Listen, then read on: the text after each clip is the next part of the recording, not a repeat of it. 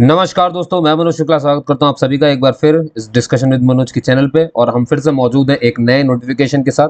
और इस बार आप देख सकते हैं कि हम बात करने वाले हैं Indian institute of technology Guwahati में जो पोजीशंस खुली हुई हैं उनके बारे में। ठीक है, तो चलिए स्टार्ट करते हैं। आप यहाँ पे देख सकते हैं, अगर मैं से नीचे की तरफ है ना आपको दिखाऊं, ये ऑफिशियल वेबसाइट पर हूँ मैं IIT गुवाहाटी के। यहाँ पर आप देखेंगे पढ़ने के लिए सबसे हेडिंग में देखिए स्पेशल रिक्रूटमेंट, और खास तौर पे ये SC ST OBC में भी नॉन क्रीमी लेयर और EWS और PWD यानी जनरल कैटेगरी को छोड़ करके बाकी सबके लिए ये फैकल्टी पोजीशंस यहाँ पर ओपन हुई हैं IIT गुवाहाटी में। तो आप इसका फायदा जरूर उठाएंगे। ठीक है, और 20 अप्रैल इसकी लास्ट डेट है, जैसा कि आप सभी जानते हो। ठीक है, इसमें जो पोस्ट पोजीशन जो खाली हुई है वो एसोसिएट प्रोफेसर की है और प्रोफेसर की है। एसोसिएट प्रोफेसर का जो पे लेवल रहेगा वो 13A2 है, और वहीं प्रोफेसर का जो पे लेवल रहेगा वो 14A है। बनी बात है, एसोसिएट प्रोफेसर से प्रोफेसर बहुत बड़ा होता है। ठीक है, आपको ये ध्यान रखना है कि, और ये सारा फॉर्म जो है ये ऑनलाइन है दोस्तों, इसमें आपको बिल्कुल भी परेशान होने की जरूरत नहीं है। ठीक है, और इसके लिए यहाँ पर मैंने एक PDF जो है वो भी डाउनलोड करके रखी है आपको समझाने के लिए। ठीक है, यहाँ पर ये देखिए ज़रा, है ना, और इसको मैं अब देखिए आपको क्लियर समझ में आएगा। तो ये देखिए यहाँ पर, ठीक है, एक मिनट पेन ले लूँ ज़रा मैं। यहाँ दिख रहा है आपको SC ST OBC non creamy layer. अब ये मैंने बहुत बार बताया भी है कि OBC में नॉन क्रीमी लेयर का मतलब क्या होता है। OBC दो हिस्सों में बटा हुआ है दोस्तों, एक होता है क्रीमी लेयर और एक होता है नॉन क्रीमी लेयर। जो नॉन क्रीमी लेयर होते हैं ये ऐसे OBC के परिवार, ऐसा OBC का परिवार जिसकी सालाना आय है ना 8 लाख रुपए से जो पर ईयर होती है, 8 लाख रुपए पर ईयर से कम होती है ना, बिलो होती है, तो उसी को हम कहते हैं NCL। और जिनकी 8 लाख रुपए से सालाना आय ज्यादा होती है उनको क्रीमी लेयर कहते हैं। तो जो भी आरक्षण मिलता है ना, रिजर्वेशन, वो सिर्फ OBC के नॉन क्रीमी लेयर को मिलता है। बस यही है वो रिजर्व वाले। ठीक है, इनको नहीं मिलता है। तो ये कहा जाते हैं, अगर इन्हें फॉर्म भरना हो इनको हम ट्रीट करते हैं एज अ जनरल कैटेगरी। ठीक है, तो इसका ध्यान रखेंगे। तो OBC के नॉन क्रीमी लेयर के लिए, और वहीं पे आप EWS का भी वही मामला है दोस्तों। ये जो जनरल कैटेगरी होती है ना, इसी में आते हैं EWS, ये जनरल वाले होते हैं। फर्क क्या होता है, ये भी सेम जैसे NCL था ना OBC में, वैसे ही जनरल में EWS होता है। यानी ऐसा जनरल का परिवार जिसकी सालाना आय 8 लाख रुपए से कम होती है उसे हम EWS कहते हैं। तो कहने का मतलब ये है कि आप देखोगे कि जनरल वालों के लिए कोई पोस्ट नहीं खुली हुई है, OBC में क्रीमी लेयर के लिए कोई पोस्ट नहीं खुली हुई है। बस SC के लिए, ST के लिए, OBC में नॉन क्रीमी लेयर के लिए, EWS के लिए जनरल में, और PWD यानी कि पर्सन विद डिसेबिलिटी। और पर्सन विद डिसेबिलिटी का एक मामला ये होता है दोस्तों कि आपके पास मतलब ये अपंगता है ना, डिसेबिलिटी है। तो कितनी अपंगता होनी चाहिए, तो सरकार ने पहले से मान करके रखा है कि मिनिमम 40% आप डिसेबल होने चाहिए। मिनिमम बोल रहे हैं, मतलब 40% कोई मिनिमम डिसेबल हो तब वो इस रिजर्वेशन का फायदा उठा सकता है। अगर वो 40% से कम है, यानी समझो कोई 39% है। अब ये कौन बताया कितने परसेंट की डिसेबिलिटी है, ये बताता है मेडिकल बोर्ड, है ना, मेडिकल सर्टिफिकेट लगाना पड़ेगा। अब आप ये समझ जाइए कि अगर ये पूरा का पूरा आरक्षण का मामला है कि आरक्षण वालों को प्रोफेसर और एसोसिएट प्रोफेसर बनाया जा रहा है, तो बनी बात है इस आरक्षण का फायदा उठाने के लिए आपको क्या शो करना पड़ेगा कि आप इनसे बिलोंग करते हैं। और ये तो इस बात का प्रमाण देगा आपको सर्टिफिकेट, जो कि गवर्नमेंट ऑफ इंडिया के द्वारा प्रमाणित होता है। ठीक है, तो अगर आप इकोनॉमिक वीकर सेक्शन यानी आर्थिक रूप से पिछड़ा वर्ग में आते हैं तो इसका एक सर्टिफिकेट आता है, इनकम एंड एसेट करके, वो आपको दिखाना पड़ेगा।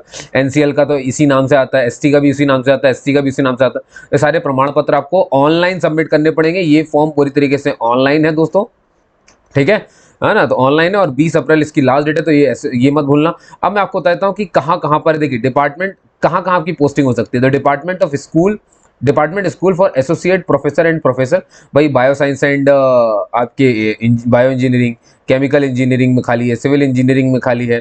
ठीक है, computer science and engineering, design, electronics and electrical engineering, EEE branch जिसे कहते हैं, मैकेनिकल इंजीनियरिंग हो गई, केमिस्ट्री, मैथमेटिक्स, फिजिक्स, ये जो अलग से होते हैं ना, जैसे BSc वगैरह करवाते हैं अपन, BSc मैथ्स, BSc फिजिक्स, ये सब होता है ना। Humanity, social sciences, school of agro and rural technology, तो इतने सारे में ये खाली दोस्तों। ठीक है, और फिर अगला है दोस्तों स्कूल। इसमें जो है एसोसिएट प्रोफेसर बस की है, इसमें सिर्फ एसोसिएट प्रोफेसर की खाली है, प्रोफेसर की नहीं है।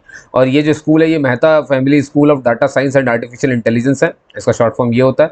और school of energy science and engineering है, school of health sciences and technology. तो IIT बनी बात है, उसमें बहुत सारी चीज़ें होती हैं, स्कूल और बहुत सारी चीज़ें। ठीक है, मतलब ये कॉलेज है, इसको स्कूल मत समझ लेना आप। चलिए, अब क्वालिफिकेशन की बात कर ले दोस्तों। अगर किसी को एसोसिएट प्रोफेसर के लिए अप्लाई करना हो तो उसके पास मिनिमम 6 साल का टीचिंग एक्सपीरियंस होना चाहिए। इनमें से देखिए 6 साल का टोटल एक्सपीरियंस मांगा गया, लेकिन इनमें से 3 साल तो कम से कम, भाई 6 साल टोटल मांगा, 6 साल में अब 3 साल क्या है वो सुनिए। 6 साल में 3 साल आप या तो असिस्टेंट प्रोफेसर रहे हो, है ना, या तो आप सीनियर साइंटिफिक ऑफिसर रहे हो, या सीनियर डिजाइन इंजीनियर रहे हो। अब ये क्यों लिख दिया इन्होंने या करके? इसका मतलब ये है कि देखिए 6 साल का आपके पास या तो टीचिंग का एक्सपीरियंस हो सकता है, भाई आपने आईआईटी करी, भाई आपने कुछ भी किया हो सकता है, आपको प्रोफेसर बनना है, तो इनका ये मतलब नहीं कि आप सिर्फ पढ़ाई करिए हो, ये किया हो वो किया हो, ठीक है, बहुत ध्यान सुनेंगे। या तो आपने 6 साल जो है रिसर्च में काम किया हो सकता है, या तो टीचिंग आपने वाकई की हो, या तो फिर आपने इंडस्ट्री में काम किया हो, तो 6 साल कहीं का भी मान्य है। लेकिन उनमें 3 साल, ध्यान सुनेंगे, 6 साल तो हो गया इनमें आप काम कर रहे हैं, लेकिन 3 साल आप या तो असिस्टेंट प्रोफेसर रहे ही हो, ये तो बिल्कुल फिक्स है ना, और साथ में आप या तो साइंटिफिक ऑफिसर रहे हो या सीनियर डिजाइन इंजीनियर रहे हो, ठीक है, तो ये बात समझ में आ गई। अगर किसी को प्रोफेसर बनना है तो उसके पास 10 साल का एक्सपीरियंस होना चाहिए। एसोसिएट प्रोफेसर के लिए 6 साल का चाहिए, तो प्रोफेसर के लिए 10 साल का चाहिए। इनमें से 4 साल तो आपने भैया एसोसिएट प्रोफेसर के रूप में काम किया हो, है ना, 10 साल में से 4 साल तो एसोसिएट प्रोफेसर, वो भी आईआईटी में, आईआईएससी में, आईआईएससी बेंगलुरु में है, आईआईएम मैनेजमेंट में काम किया हो, एनआईटीआई मुंबई में काम किया हो, आईसर्स में काम किया हो, और इक्विवेलेंट इसका कुछ भी हो सकता है ना, कुछ भी, जैसे कि इसका फॉरेन इंस्टीट्यूट हो सकता है इसी के लेवल का, या इंस्टीट्यूट ऑफ कंपेरेबल स्टैंडर्ड्स, कुछ भी हो सकता है ना। और बस इतना ही है, तो इसको आपको ध्यान रखना है कि क्या क्या मैंने आपको बताया, ठीक है। अब वापस से आ जाते हैं अपने उस साइट पर जो हम देख रहे थे। चलिए अब ये आ गए हम यहाँ पे, तो इतना आप समझ गए हैं कि क्या क्या हमें चाहिए था। अब हम बात करेंगे यहाँ पर दोस्तों, ये एक सेकंड, ये नोट में नीचे कर देता हूँ। अब देखिए, अब जैसा कि आपको पता है कि आपके लिए तो खुली है, SC ST वालों के लिए, इन सब के लिए, तो इनको अपने हिसाब से छूट भी मिलती है ना, एज लिमिट में छूट मिलती है। SC ST को हर एग्जाम में आप देखना 5 साल की छूट मिलती है। OBC को आप वहीं देखोगे तो 3 साल की छूट मिलती है। PWD को देखोगे, पर्सन विद डिसेबिलिटी को, तो उनको 5 साल की मिलती है ना। और ये ध्यान रखना कि 10 साल SC ST को मिलती है और 8 साल OBC को मिलती है। मतलब पर्सन विद डिसेबिलिटी 5 साल किसके लिए? ये जनरल के लिए होती है, ठीक है। उनको जनरल वाले जो होते हैं उनको 5 साल की मिलती है। अब बात है कि इसमें जनरल वाले PWD आ सकते हैं, बिल्कुल आ सकते हैं, क्योंकि PWD में सिर्फ PWD लिखा हुआ है।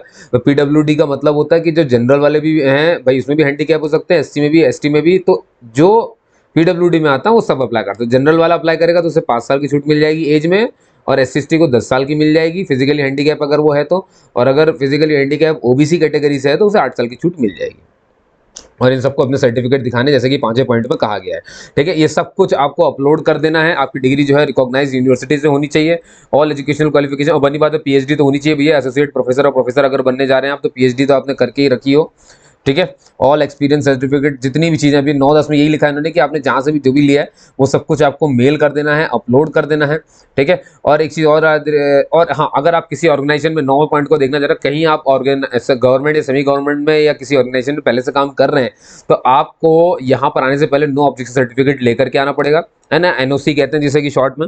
ये इसलिए होता है दोस्तों क्योंकि आप दूसरी जगह से आ रहे हो, तो दूसरे वाले को पता होना चाहिए कि आप कहीं और अप्लाई करने जा रहे हैं, ठीक है ना। तो ये धोखाधड़ी वाला मामला नहीं होना चाहिए भाई।